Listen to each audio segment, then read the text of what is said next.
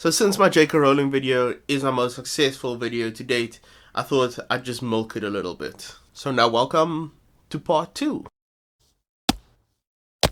So in my last video, we spoke about J.K. Rowling's transphobia, as well as the handling of Dumbledore's sexuality within the context of Harry Potter, and just the way J.K. Rowling went about disclosing that he was part of the LGBT community. If you want to see that video, I'll put a link up. I think it's in this corner, on that corner. I'm never too sure when I'm recording. Yeah, I'll put a thing up, and then you can just watch the video. It's up right now. But you don't have to watch the first one to watch this one. This is just a bunch of ramblings that's gonna show you how to fix the Harry Potter narrative. So yeah, just like the last time, I am going to place a trigger warning. Some of the things that I speak about could be a little bit upsetting, and if you don't want to deal with me pointing out racism within Harry Potter, also other things that could ruin the Harry Potter franchise or experience for you, you're more than welcome to leave. Just maybe leave a like on the video and subscribe, because my analytics look like crap recently. So yeah, if you want to head out, see you soon. And there's a lot more videos on my channel that you can check out that's maybe a little bit lighter and a little bit easier for you to watch. Okay, so the world of Harry Potter is a fictional world that mirrors our own.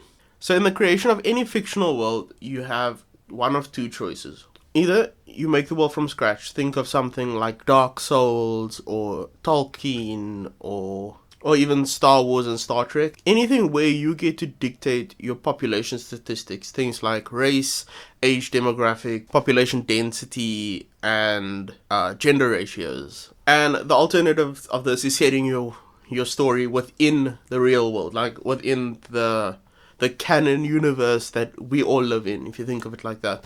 So that comes with its pre-established race relations, history, gender ratios, and things that need to be observed within the story so that you can sort of lend legitimacy to your world. So where am I going with this? Blankly, I'm just saying there's not enough brown people in Harry Potter. There's not enough racial diversity in Harry Potter. So let's break this down. Harry Potter is set between 1990 and 1997, plus minus that's the 7-year time frame that the original Harry Potters took place in. Yes, some things happen before the story began, and some things happen after the 10-year time skip, or however long the time skip was. But that's we're just going to be dealing with the bulk of everything that's happening, because this is when the story takes place. This is the period in which the demographic needs to reflect that of real life. So the story takes place in England as well as Scotland. What I'm going to do is I'm just going to lump them together. The study I found relating to population statistics actually has Wales, England, Scotland, and Ireland grouped together, and that is how it's worked. But I'm more than comfortable just saying that the pool of characters come from roughly these areas within Harry Potter, so it's okay to just either lump them all together or just work it out as one group of people. So the population statistics breaks down to 8 out of 10 people are just natively white in these countries, and 2 out of 10 people are either immigrants, non-white natives, and also just everyday people that are not classified as white. The study also states that the gypsy community is classified as non-white. That is a big debate. I'm not going to get into that. Sometimes I don't know enough about that, so they say they're non-white. For this video, we're just going to classify them as non-white. Okay, so that means one in every 5 people is a person that is non-white. Harry Potter to have a legitimacy and for it to feel like the real world, that needs to be observed within the story. A good example of this is the Fosters. With the population demographic of, I think it's California where the Fosters takes place, the population observed in the main cast is impeccable. It's almost exactly the way the statistics should be, and that is absolutely wonderful. So why am I saying this? For a story to have great world building, your population needs to be representative of something. And if your story represents real life, your population statistics should replicate that of the real world. So again, now I ask, where are all the brown people? The books don't give color to most characters within Harry Potter, so what I'll be doing is I'll be using the movie's racial casting as the representation of the statistics within Harry Potter. As you kind of noticed in the series, I do use the books and the movies kind of interchangeably. While I do understand the movies have casting agents and a whole lot of other people working behind the scene, J.K. Rowling did make most of the decisions when it came to the go-ahead for her story, and that is why she had a lot of discussions with the directors and with those people in order to get her vision realized the way she wanted to do. And as that, she did lead the production in a sense, and now she's responsible for everything. First rule of leadership: everything is your fault. But are the characters of color at least good representations of what they are, in order to make up for the limited diversity in castings? No! Absolutely not. A total missed opportunity in Harry Potter is to talk about the different kinds of magics that would exist in a world where magic is a thing. Things like traditional African magic, the voodoo of the African slaves in America, gypsy magic in Europe, and things like that. But it wasn't brought about. You only had one type of magic, which was stereotypical English witches and wizards kind of magic. And there wasn't even any major characters, like major story rich, useful characters, like main characters. There were people of color. Everyone was white. And that doesn't look well in a kids.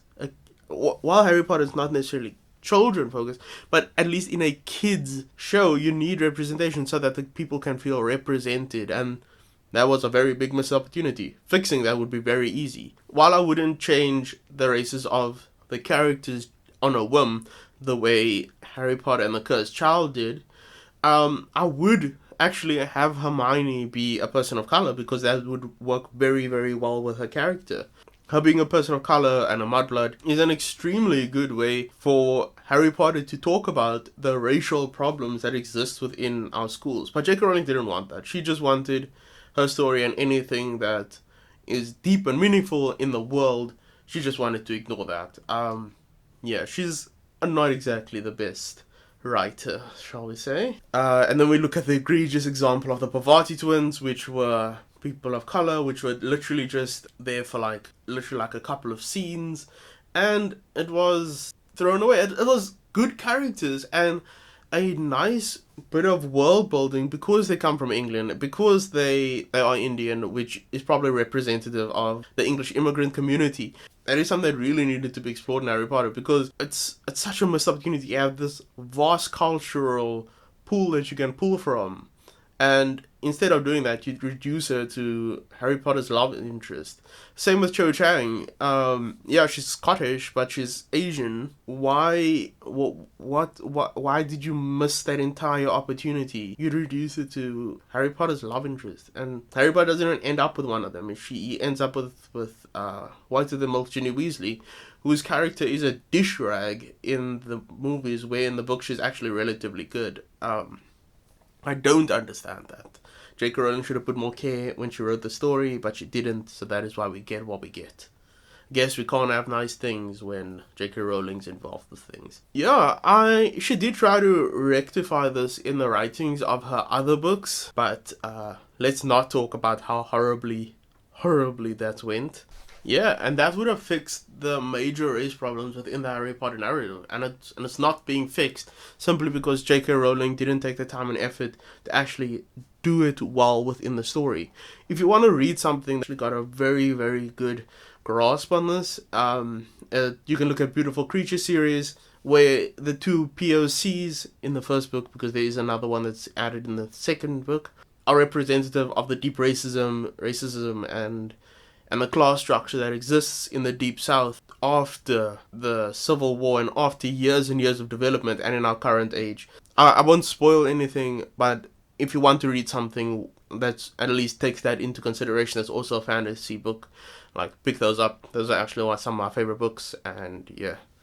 Thanks for joining for part 2. I know it's a little bit shorter than part 1 was, but the other thing I wanted to speak about was J.K. Rowling's mishandling of the franchise property, and I will be speaking about that in a part 3 once the new Harry Potter video game gets released, because I also want to play it and see how far gone is the series of games, because there's been a bunch of Harry Potter games in the past, and some of them are good, some of them are bad, but the new one on the mobile is terrible, and I'll be speaking about that grouped with the other game that's coming out for PS4, Xbox One, and PC next year or this year. When it comes out, I'll speak about it, and then I'll probably make a video. So anyway, thank you so much for watching. Please like and subscribe if you want to, and have a good rest of your day.